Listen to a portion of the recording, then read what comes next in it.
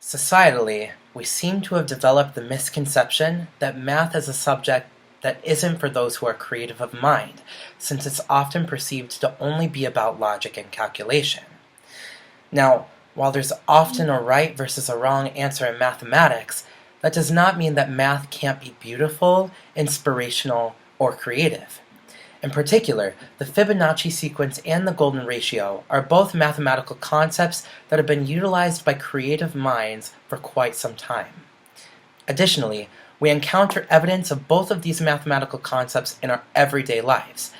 So, today, we're going to learn about the origins of the Fibonacci sequence and the golden ratio. Then, we'll examine how these concepts were used historically, before finally discovering where we can see examples of these concepts in our everyday lives. With this information, you'll be able to see that mathematics is interesting, important, and applicable to all human beings.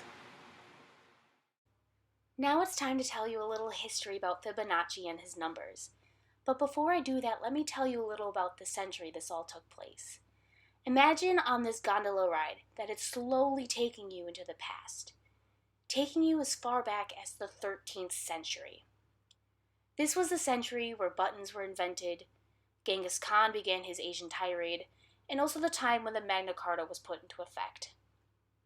Also in this time was when the Fourth through the Final Crusade took place.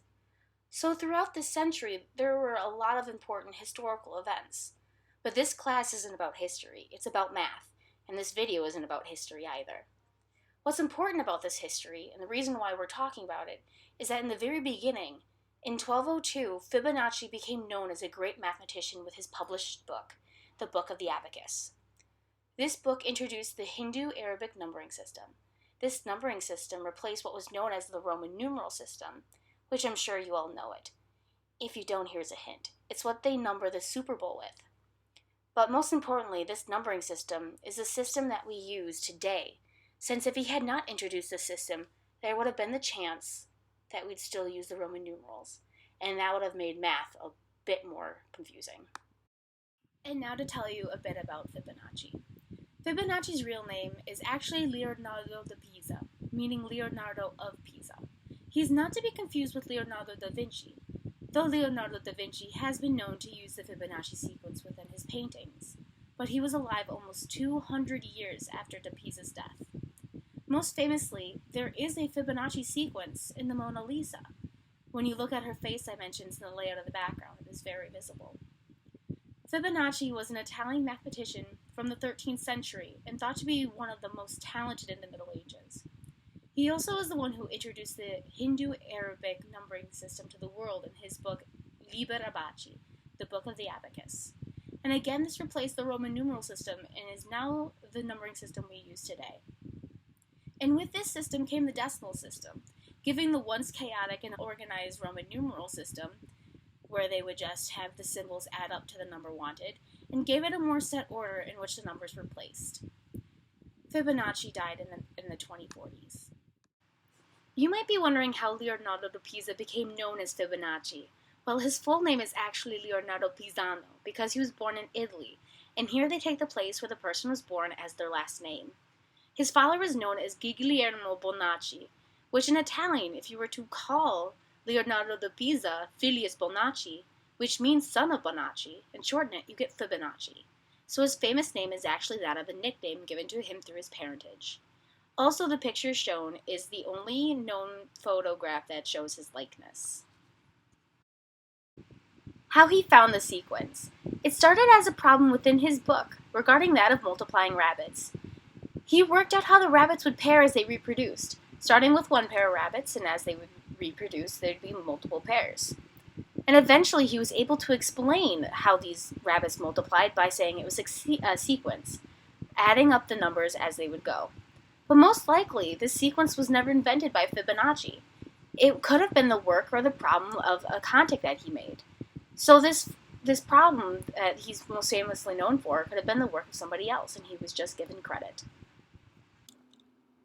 But what exactly is this sequence?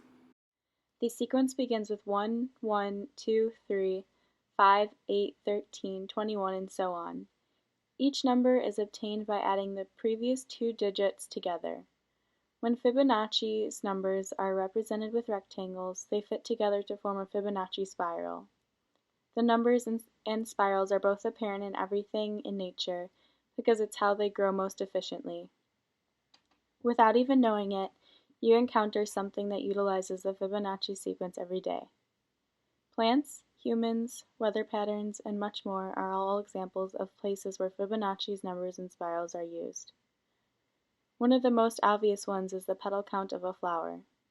It is not uncommon for a flower to have a petal count that is also a Fibonacci number. These flowers have petal counts of 1, 2, 3, 5, 8, 13, 21, and 34, which are all numbers in the sequence. The sequence disguises itself in things like pine cones, but when you look at it closely, you can see that the swirls create numbers that are in the sequence. For example, the lines on this pine cone represent the natural lines a pine cone forms in spirals each way. There are 8 green lines, a Fibonacci number, and 13 red lines, also a Fibonacci number. One reason the Fibonacci sequence exists is so small spaces can efficiently be compacted. One example would be the middle of this flower where there is not much room, but because of the Fibonacci spiral, it condenses many seeds into a small space.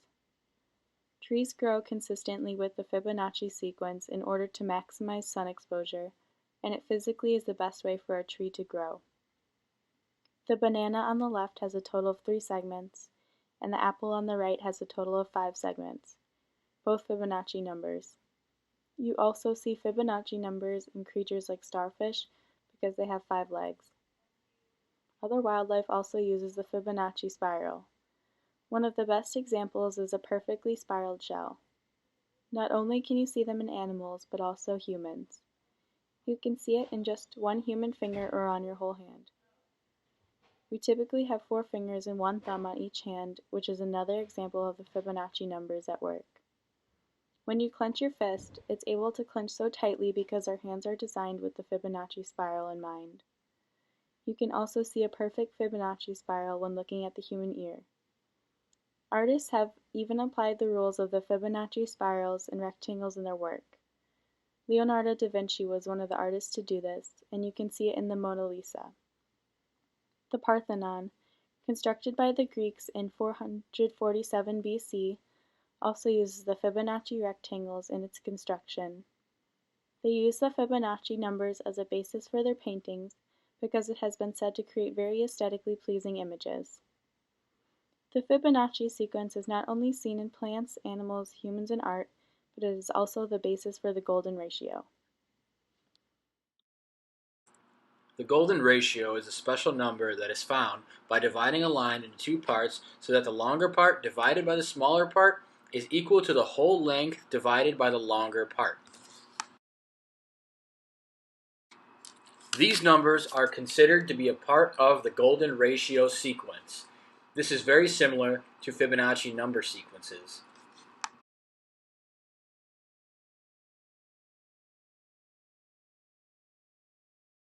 The golden ratio is symbolized using 5, which is a Greek letter. The golden ratio is usually rounded off to 1.618 and has appeared in many forms of nature and science. It is not known exactly when the golden ratio was created and brought into mankind. It is believed that it was discovered and then rediscovered throughout history, which is why it has been accredited to so many names.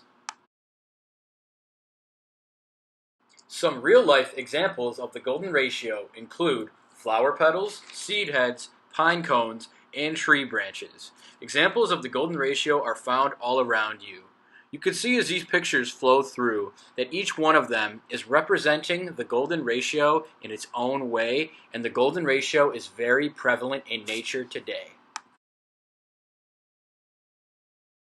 You also see the golden ratio in art as well. Many famous sculptors and artists use the golden ratio in their work all over the world.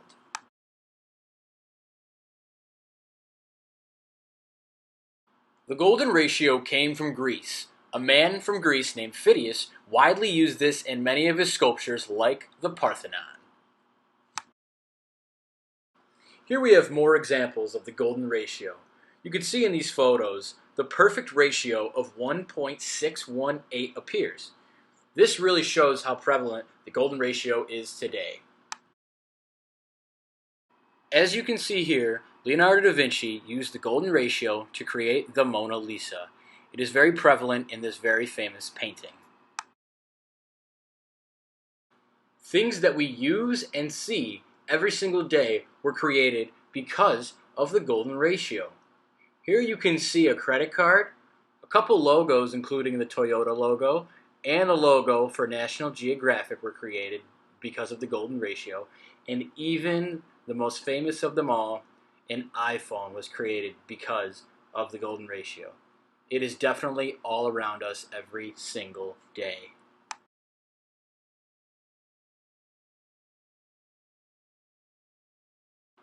Probably the golden ratio we see the most, but don't recognize it, is in everybody's face. The golden ratio helps with the symmetry of the face, so our faces don't look super stretched out, as you can see in these photos here.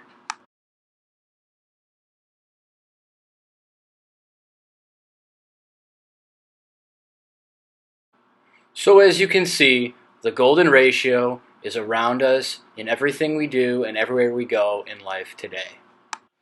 So, by now, you've learned that the Fibonacci sequence and the golden ratio are both very prominent mathematical concepts in our lives. First, you were taught about the life of Leonardo da Pisa, the Italian man who discovered the Fibonacci sequence. Thank goodness for him. Then, you learned about how you can see evidence of the Fibonacci sequence and the golden ratio in nature, art, architecture, and in the human body. These concepts are all around us, so keep your eyes peeled for them. The next time you're out for a walk, notice how most flowers have a number of petals that's within the Fibonacci sequence. Also, you can thank the golden ratio each time that you look in the mirror and see your beautiful, perfectly symmetrical face. These concepts show us that math is more than just a right versus a wrong answer, and that creative people can find real-life applications for mathematical concepts.